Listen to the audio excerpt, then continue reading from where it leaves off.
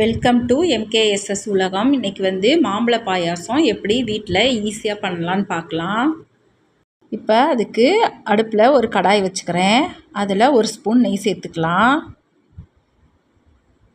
இப்போ கட் பண்ணி வச்சுருக்கிற பாதாம் முந்திரி அதை நெய்யில் சேர்த்து நம்ம வறுத்து எடுத்துக்கலாம். பொன்னிறமாக வர வரைக்கும் வறுத்து எடுத்தால் போதும், ரொம்ப செவக்கணும்னு அவசியம் இல்லை. நீங்கள் இதில் உங்கள் விருப்பப்படி என்ன நட்ஸ் வேணால் நீங்கள் சேர்த்துக்கலாம். இப்போ கலர் நல்லா சேஞ்ச் ஆயிடுச்சு.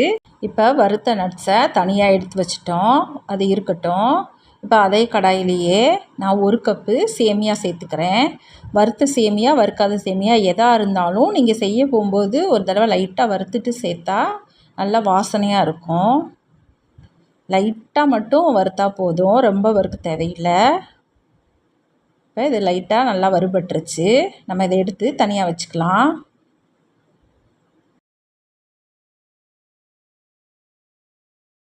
இப்போ அதே கடாயில் 1/2 லிட்டர் அளவுக்கு பால் சேர்த்துக்கிறேன். நல்லா திக்கான பாலாக சேர்த்துக்கோங்க, அப்போ தான் டேஸ்ட் நல்லாயிருக்கும்.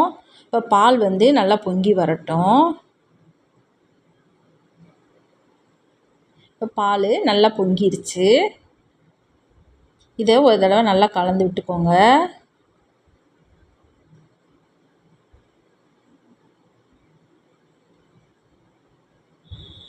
இப்போ நம்ம வறுத்து வச்ச சேமியாவை இந்த பாலில் சேர்த்துக்கலாம்.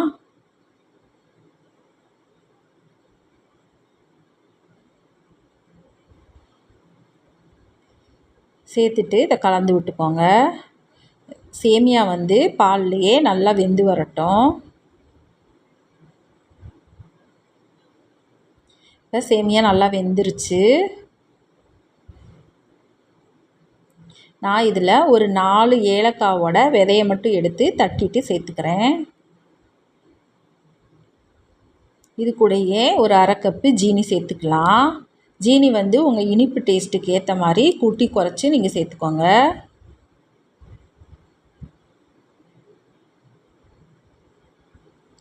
இது கூட நான் வேக வச்சு ஜவ்வரிசி தனியாக எடுத்து வச்சுருக்கேன், அதை நான் இதில் சேர்த்துக்கிறேன். ஜவ்வரிசி வந்து நீங்கள் எவ்வளோ வேணாலும் சேர்த்துக்கலாம். ஆனால் சேமியா வந்து 1 கப்பு அளவு மட்டும் சேர்த்துக்கோங்க. சேமியா அதிகமாக சேர்த்துட்டா திக்காயிக்கிட்டே இருக்கும், அதனால தான். இதை நல்லா நம்ம கலந்து விட்டுக்கலாம். இப்போ இதை நல்லா கலந்தாச்சு. இப்போ இது 2 நிமிஷம் கொதிக்கட்டும். இப்போ 2 நிமிஷம் கொதிச்சிருச்சு. நம்ம ஸ்டவ்வை ஆஃப் பண்ணிவிட்டு வறுத்து வச்ச நட்ஸை இதில் சேர்த்துக்கலாம். நல்லா கலந்து விட்டுக்கலாம். இது இப்படியே கொஞ்சம் நேரம் நல்லா ஆறட்டும். நம்ம ஆறுனதுக்கப்புறம் தான் மாம்பழ விழுது சேர்க்க முடியும். இப்போ நல்லா ஆறிடுச்சு. இப்போ நான் ஒரு மாம்பழத்தை கட் பண்ணி பாதியை வந்து நான் விழுதாக அரைச்சி இதில் சேர்த்துக்கிறேன். மிச்ச பாதியை பொடியாக கட் பண்ணி சேர்த்துக்கலாம். இதை நல்லா கலந்து விட்டுறலாம். இப்போ வந்து உங்களுக்கு பாயாசம் திக்காக இருக்குது அப்படிங்கிற மாதிரி இருந்துச்சுன்னா நீங்கள் காய்ச்சி ஆற வச்ச பாலை நீங்கள் இதில் கொஞ்சம் சேர்த்துக்கலாம். சூடாக சேர்க்காதீங்க, காய்ச்சி ஆற வச்ச பாலை மட்டும் நீங்கள் சேர்த்துக்கோங்க. சூடாக சேர்த்திங்கன்னா நம்ம மாம்பழம் சேர்த்துருக்கிறதுனால திரிகிறதுக்கு வாய்ப்பு இருக்குது. இப்போ நல்லா கலந்து விட்டாச்சு. இப்போ நம்ம பொடியாக கட் பண்ணி வச்சுருக்கிற மாம்பழ பீஸையும் இதில் சேர்த்துக்கலாம். இப்போ நல்லா கலந்து விட்டுருங்க. இது சாப்பிடும்போது நம்ம கட் பண்ணி போட்டிருக்கிற மாம்பழம் வந்து வாயில் கடிப்படும் போது டேஸ்ட் நல்லாயிருக்கும்.